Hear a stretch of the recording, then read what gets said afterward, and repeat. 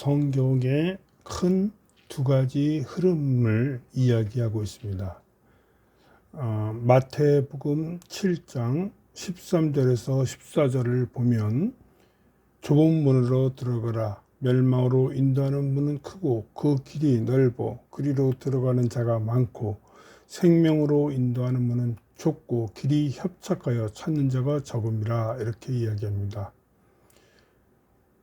예수는 하나님을 믿는다고 하지만 자기의 이것을 율법적 행위라고 합니다. 로 구원을 얻으려는 자들은 넓은 문에 들어가는 자로 비유하셨습니다. 진리의 문은 좁은 예수 그리스도를 통한 믿음과 순종으로만 들어갈 수 있습니다.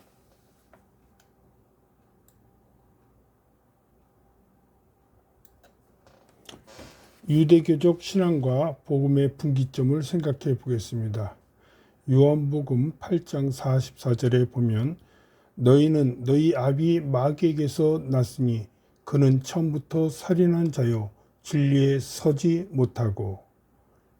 마귀라는 말은 악한 자 또는 거짓 선지자, 하나님의 복음을 왜곡하는 자, 진리가 아닌 거짓 진리의 선자들을 이야기합니다.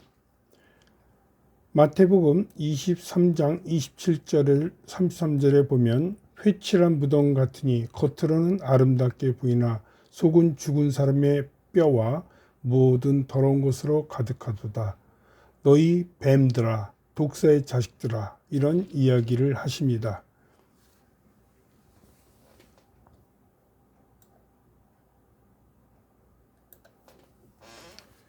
예수께서는 하나님을 믿는다고 하면서도 진리를 거부한 유대 종교 지도자들을 정죄하셨습니다.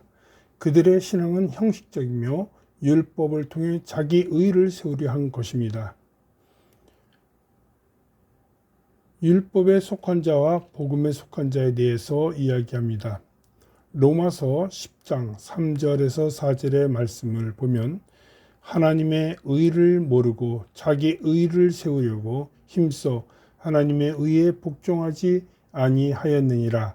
그리스도는 모든 믿는 자에게 의를 이루기 위하여 율법의 마침이 되시니라. 하나님의 의와 자기의 의를 구별 못하는 것이 잘못된 시작입니다. 율법의 마침을 그리스도가 이루었는데 아직도 자기의 의의 율법에 속한 자들은 멸망으로 인도하는 문으로 들어가는 자들이라는 뜻입니다. 갈라디아서 3장 23절 25절에 보면 믿음이 오기 전에 우리가 율법 아래 매인 바 되고 그리스도께서 오신 후로는 우리가 모막 선생 아래 있지 아니하도다. 믿음은 복음이고요. 예수를 중심으로 이전과 이후로 구별됩니다. 우리가 율법 아래 매인 바 되었다는 것은 예수가 오기 전의 일입니다. 그리스도께서 오신 후로는 우리가 율법인 모학 선생 아래 있지 않게 된다는 의미입니다. 율법은 인간의 죄를 드러내는 도구였을 뿐이며 예수 그리스도께서 오심으로 율법의 완성이 되셨습니다. 복음에 속한 자는 은혜로 말미암아 믿음으로 구원을 받는다는 이야기입니다. 그러한 이해가 구약에는 대표적으로 가인과 아벨의 제사를 생각할 수 있습니다. 가인은 자기의 의로, 아벨은 하나님의 의로 제사를 지냅니다. 믿음에 대한 것과 의에 대한 차이입니다. 둘 다 하나님께 제사를 드렸다는 공통점은 있으나 무엇을 믿었고 무엇에 대한 의의가 있느냐에 따라서 하나님은 그 제사를 받아들이고 받아들이지 않는다는 뜻입니다. 히브리서 1장 4절에서는 이에 대한 설명이 있습니다. 믿음으로 아벨은 가인보다 더 나은 제사를 하나님께 드림으로 의로운 자라 증거하셨으니, 분명히 하나님께 제사를 드린 것은 같으나 믿음이 달랐다는 것입니다. 더 나은 제사를 드리는 그 기준은 어떠한 의로 하나님의 의냐 자기의 의냐를 증거하셨다는 겁니다. 창세기 4장 5절에서 7절 말씀을 보면 가인과 그의 재물은 받지 아니하신지라 죄가 문에 엎드려 있느니라 그랬습니다. 여기서 보면 가인이라는 자와 그의 재물이 있는데, 가인은 누구를 믿었는지, 또 그의 재물은 왜 받지 않았는지를 생각해 볼 수 있습니다. 가인은 예수를 믿지 않았습니다. 그의 재물은 하나님의 의를 이룬 것이 아니었습니다. 이것이 죄인 것입니다. 이 죄가 문에 엎드려 있다고 얘기합니다. 이 문은 사망으로 인도하는 문일 것입니다. 아벨은 믿음으로 피의 제사를 드렸고, 이 믿음의 대상은 우리의 구속자 예수의 피로 말미암아 죄사함을 받는다는 믿음입니다. 이는 창세전부터 하나님의 뜻이 담긴 언약이었고, 이 언약에 대한 이야기는 모세와 아브라함과 또 다윗과 이 모든 선지자들의 글에서 이것은 이야기하고 있던 것입니다. 이는 장차 오실 예수의 희생을 상징했습니다. 가인은 이에 반하여 자신의 행위의 수고와 율법적 의로 말미암아 제물을 삼아 하나님의 뜻과 다른 그러한 자신의 의의 뜻을 이루려는 노력에서 이 차이점을 찾을 수 있습니다.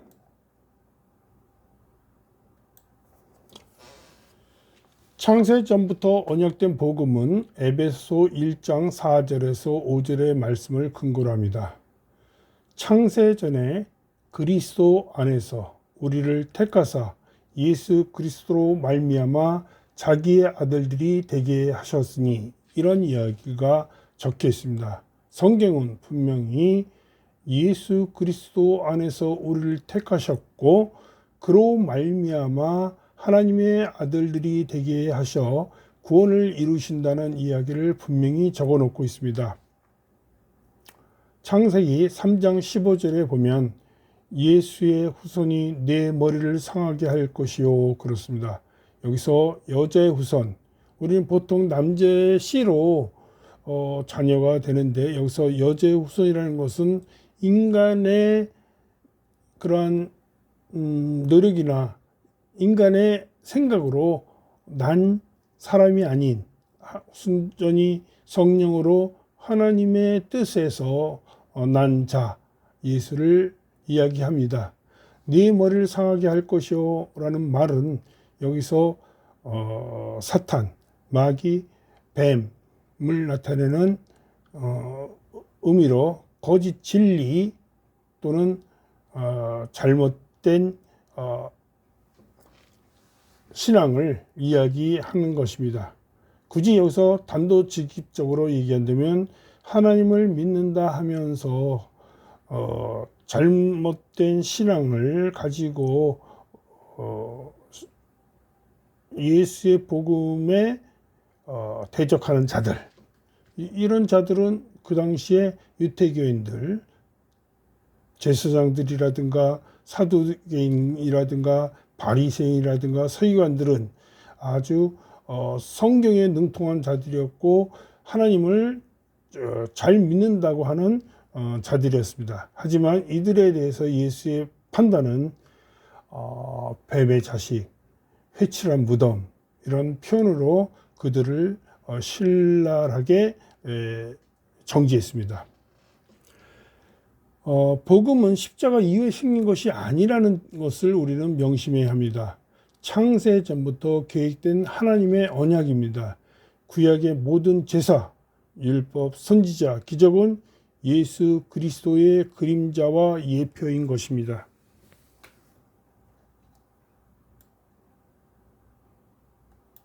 그렇다면 우리가 참된 신앙과 거짓 신앙의 구별은 어떻게 해야 할까요?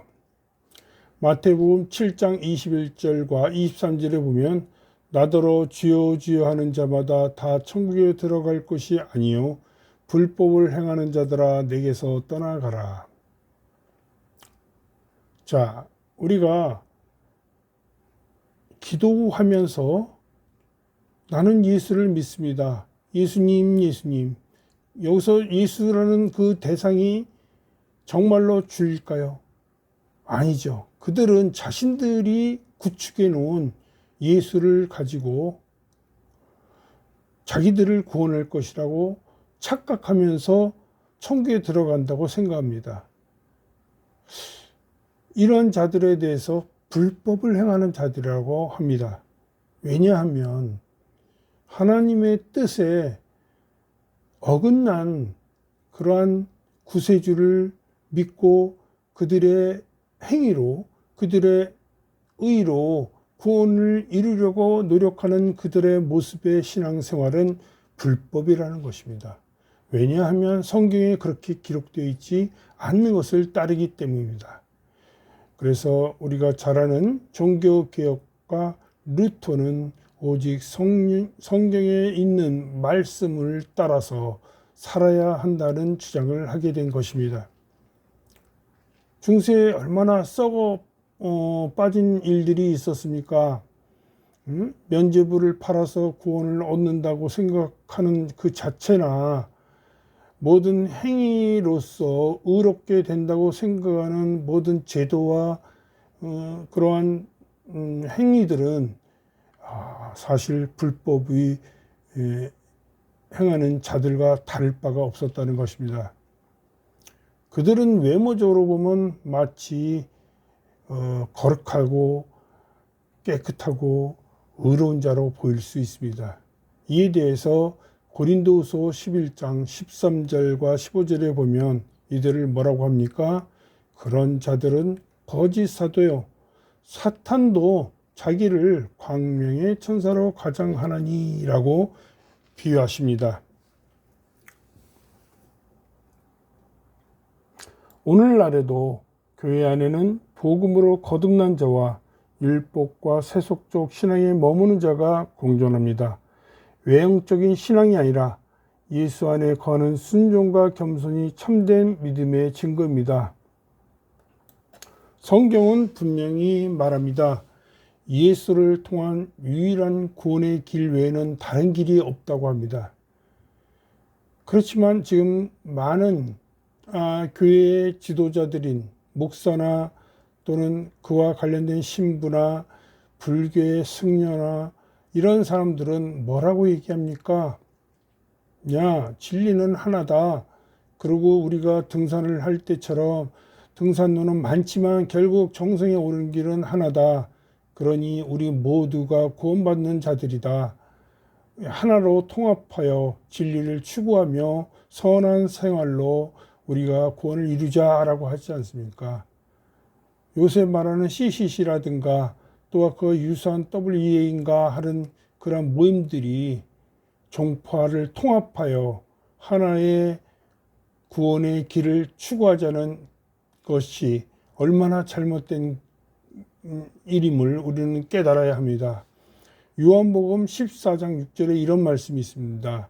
내가 곧 길이요 진리요 생명이니 나로 말미암지 않고는 아버지께로 올 자가 없느니라. 기독교는 예수를 믿는 종교입니다. 그에 비하여 천주교는 하나님을 믿습니다. 또한 유태교도 마찬가지로 하나님을 믿고 모세의 오경을 따르는 자들입니다. 불교에는 석가모니를 믿습니다. 또 무슬림 마호메트를 믿습니다. 또 기타 다른 종교들을 보면 그 믿는 대상이 예수 말고 다양합니다. 이것들이 하나가 될 수는 절대로 없습니다. 성경에 근거하여 우리가 이야기할 때에는 예수 외에는 아버지께로 올 자가 없다고 분명히 말합니다. 진정한 복음을 받아들인 자들은 이러한 타 종교의 통합에 대해서 반대할 수밖에 없는 근거가 되는 것입니다.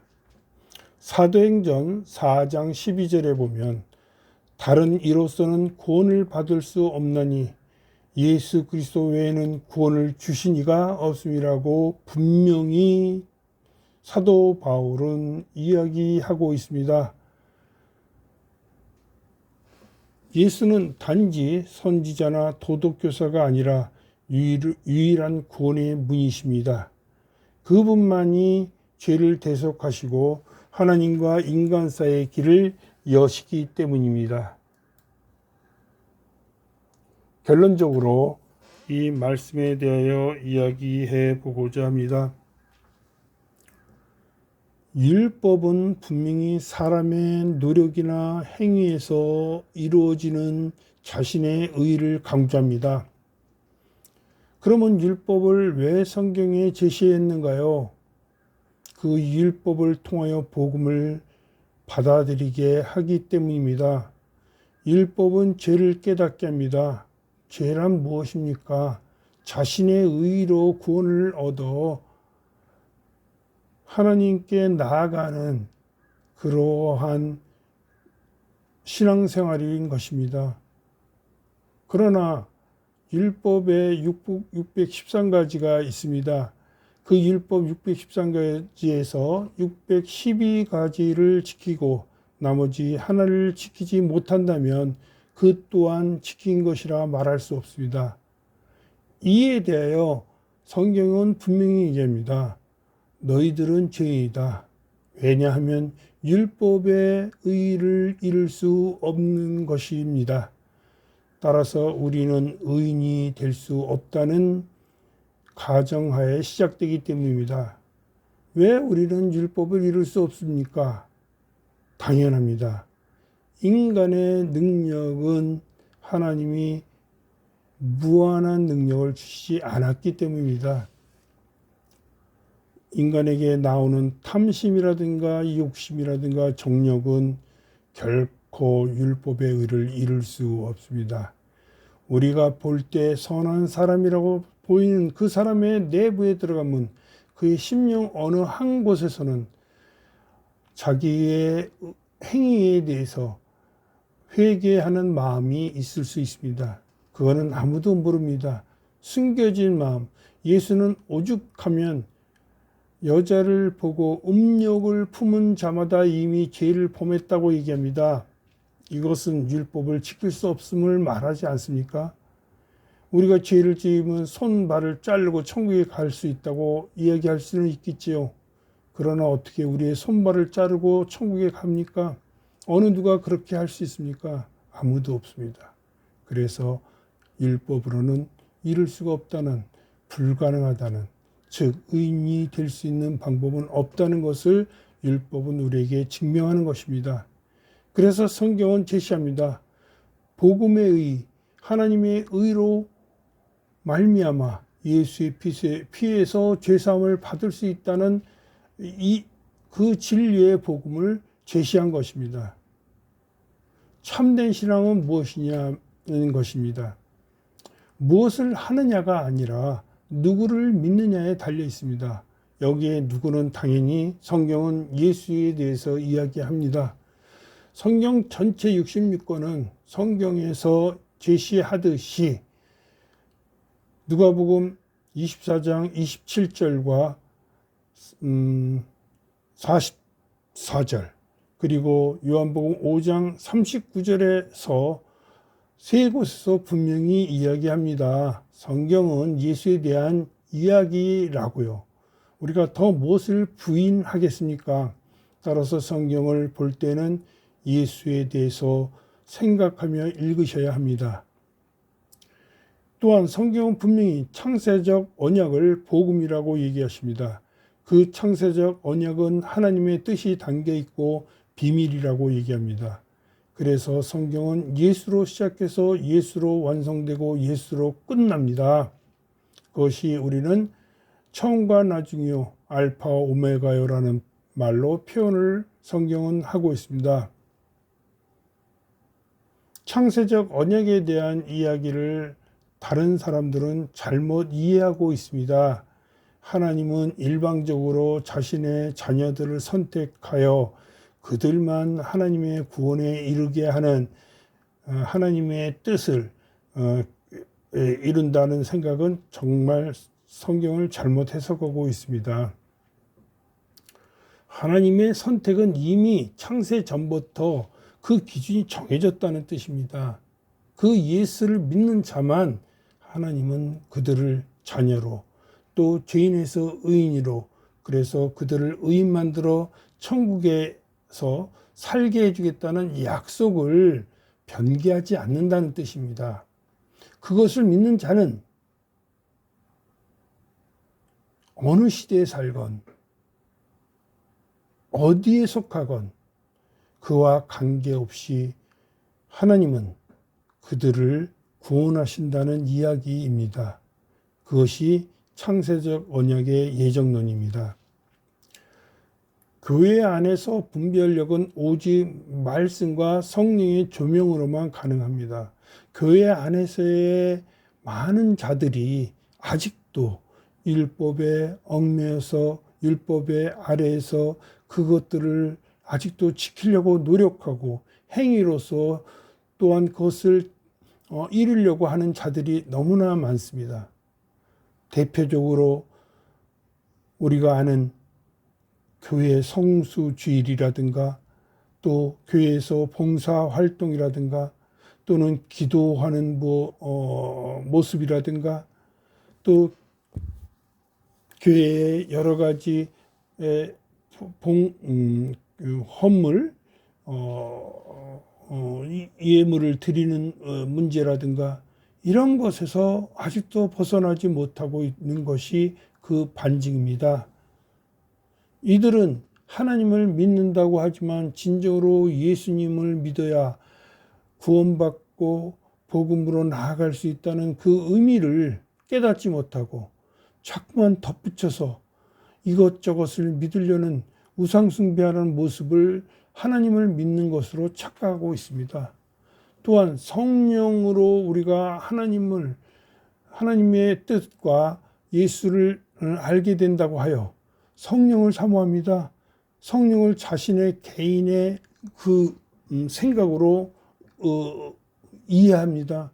그래서 성령 충만받기 위해서 방언을 한다든지 또는 성령의 은사를 받는다고 하면서 기도원에 가서 소나무를 붙잡고 성령 달라고 기도한다든지 또는 성령이 오셔야만 자기가 하나님께 나아갈 수 있다고 생각하니까 무슨 기적이라든가 금입 우리의 이가 그 금이빨이 변화해야 된다든 그런 것이 자기한테 나타나야 되는지 또는 성령 춤을 춰서 자기가 성령에 충만해야 된다든지 이런 잘못된 신앙으로 인다는 것이 교회에서 너무나 많습니다. 성령은 간단합니다. 복음을 깨닫고 복음을 받아들이는 것으로 인도하는 그러한 하나님의 영의 사역을 우리는 성령이라고 얘기합니다. 성령이 오시는 것을 알 수 있는 방법 중에 하나는 복음을 받아들이는 것입니다. 그 복음을 받아들이는 것이 당연하다고 여기는 그 깨달음과 그런 영적 조력이 바로 성령님이 하시는 일이기 때문입니다. 여러분 오늘 이야기하신 내용, 율법의 의와 하나님의 의를 구별할 수 있는 그러한 능력을 주시는 것, 그것이 성령이 하시는 일입니다. 아직도 이러한 성령의 역사라 말씀이 예수에 대한 증거라는 그러한 사실에 대해서 간과하거나 소홀히 하는 성도 여러분들은 다시 한번 성경을 읽어보시고 또한 이 부분에 대해서 올바른 신앙을 다시 한번 각성하는 그러한 시간이 되기를 진심으로 바랍니다.